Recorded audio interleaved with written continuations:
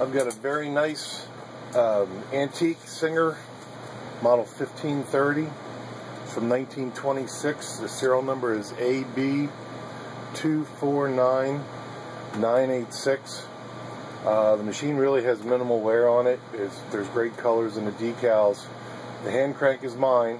It has a hub so you can mount a motor or hand crank. It's a treadle machine, so it can mount a treadle cabinet.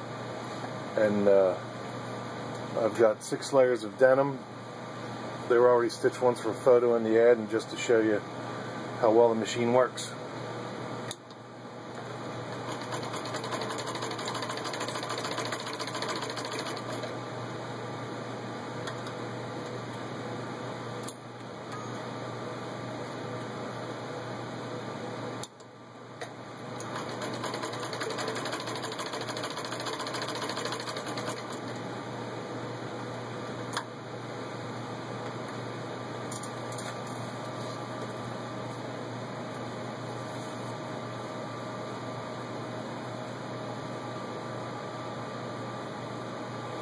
And there you can see it's got an equal stitch on both sides.